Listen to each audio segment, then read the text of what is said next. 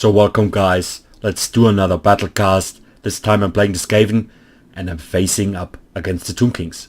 This was a great game, so let's directly start with my army composition, and you can already see the Warlord on his Red Ogre, and this is in my opinion a quite underrated Lord. So we have a weapon strength of nearly 480 and the amount of armor piercing damage of 322, and this is a lot of stuff. The amount of armor is 70, okay, melee attack 58, melee defense 55, so very good stats. And you don't have to forget, you can deploy this combination for about 1300 or 1400 credits. I'm not 100% sure, but very cost efficient, a huge damage output for that price. Then I brought two groups of Warp Lightning Cannons, and of course you can also bring a Plague Catapult and a Warp Lightning Cannon, but I would always bring at least one Warp Lightning Cannon in this matchup, because the Warp Lightning Cannon is really able to cause a lot of damage, especially in the pre-combat against Cambrian Wall Sphinx, Necro Sphinx and all that stuff. So in my opinion, at least one group of Warp Lightning Cannon really important in this matchup.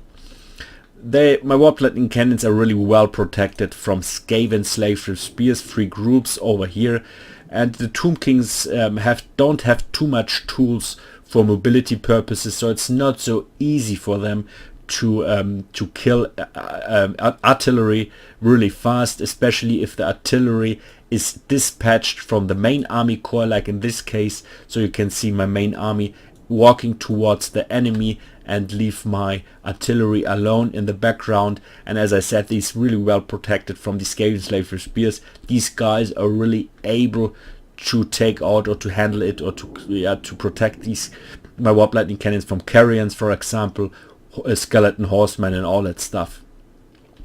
Then I brought two groups of Storm Vermin, and I would always bring at least 2 in this matchup. Not only because of the anti-large bonus, because also of the armor piercing damage. So if you face up against Ushabti, these guys are really necessary to kill them. And as I said, I would bring at least 2 groups. And in addition to the other anti-large stuff, of course, because of the anti-large bonus, to handle it against large entities. My front line is filled up with Skaven slaves, very cheap, low tier. Directly behind that I have Plague Monks. And the Plague Monks, you don't have to bring a lot of armor piercing damage against the Tomb King infantry, so the Plague Monks should perform quite good or quite decent in this matchup. Then I have a Plague Priest on this chariot over here, causing a lot of trouble in the front line, a lot of damage to enemy infantry.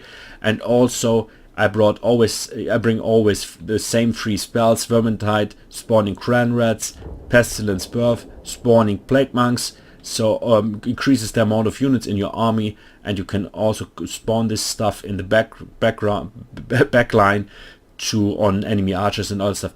And also Plague over here, causing a lot of damage. Then I brought 2 groups of Poison Wind Globadiers. These guys are anti-large, so we have a huge amount of armor piercing missile damage of 36, and in addition to that, the bonus versus large of 28. So against large entities they cause a tremendous amount of damage. The only disadvantage is that the range is really short. We have just a range of 85, so they have to really be close to the target they would like to shoot on. But anyway, let's continue with my opponent. He brought 3 groups of Tomb Guards in the front line. In my opinion, a quite decent pick. These guys are shielded and should perform quite good against my Skavens. Then we have a group of Nehekaran Warriors. One group, I would have brought more of these guys. They are damage dealers, and against my low tier Skaven, like the Skaven Slaves, they perform quite very superior. So I would have brought at least 2 or 3 groups of Nehekaran Warriors, maybe 4. So yeah. Then we have a Cambrian Wall Sphinx over here, a horror for all infantry units, nothing more to say about that. The red flank is well protected from Skeleton Spearmen.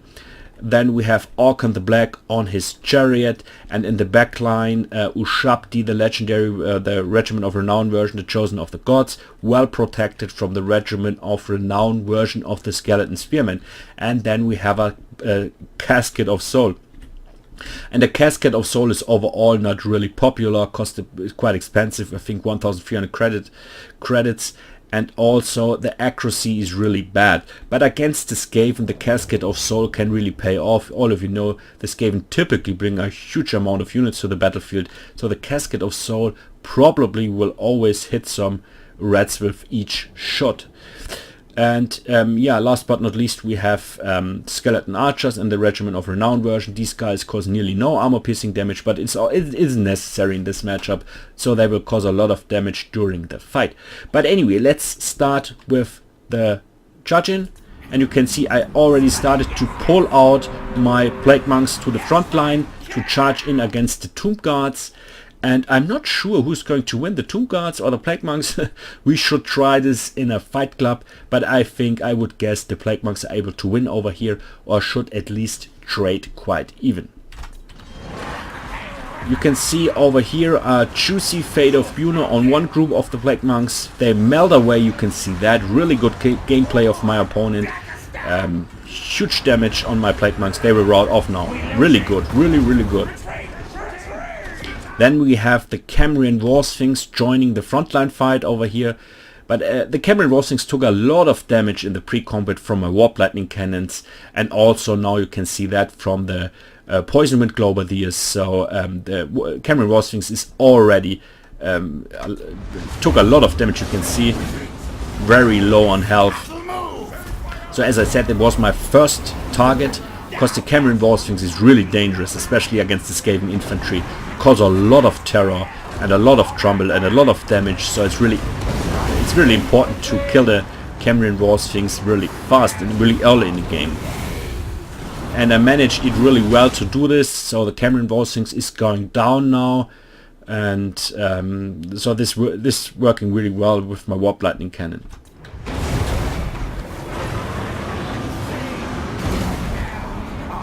My Plague Monk is, my Plague Priest is starting to spawn clan rats in the back line. This is the way it should be, to spawn these clan rats or Plague Monks on enemy archers, like Raise Dead from the vampire counts, so that the archers are not able to shoot on your infantry, because the Skaven infantry will rout really fast. So this is quite important that you constantly spawn clan rats and stuff on enemy archers. So the Archon the Black is still very healthy online, and is after I killed the Cambrian War Sphinx, I started now to shoot on the Archon the Black, because it's really important to also kill him really fast, because of Fate of Buna, because of Spirit Leech. You have to kill him. So I started, of course, to hunt him down. And you can see also the Warlord causing a tremendous amount of damage to Archon the Black, in addition with the Warp Lightning Cannons.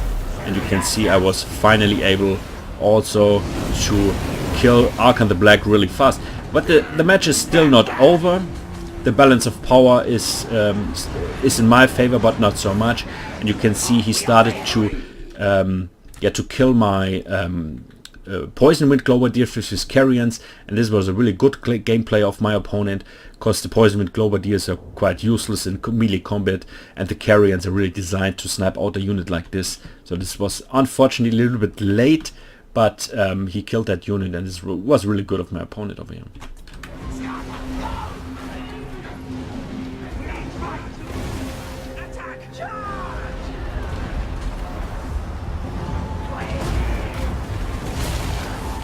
So I finally also I managed it. Of course, the front line broke up completely, so I drive through with my Plague Priest in the back line. And the huge advantage of the Ushabti with great bows is that they have a huge missile range, and so it's not so easy to kill them if you fight in the front line. So you don't get them; they are very, very far away in the most cases. So, but in this case, I was able to drive in the back line and to cast also here Plague Monks to kill these or to try to kill these Chosen of the Gods.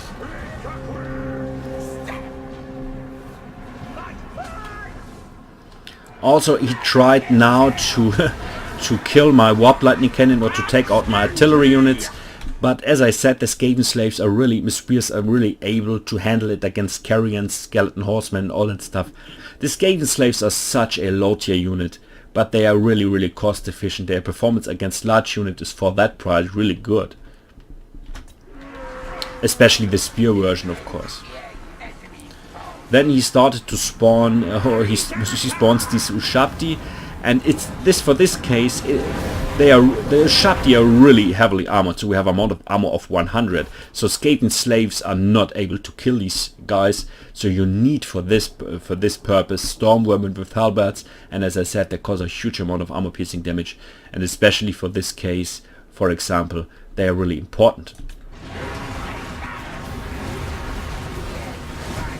So also the other group of Poisoned Globe will just continue to shoot on these Ushabti, and they will go down. So he tries to run away with the Chosen of the Gods. Of course, my Plague Priest chasing them. But overall, this was everything for this match. Everything runs quite well, I would say, but it was a really good build of my opponent. GG, well played, and yeah.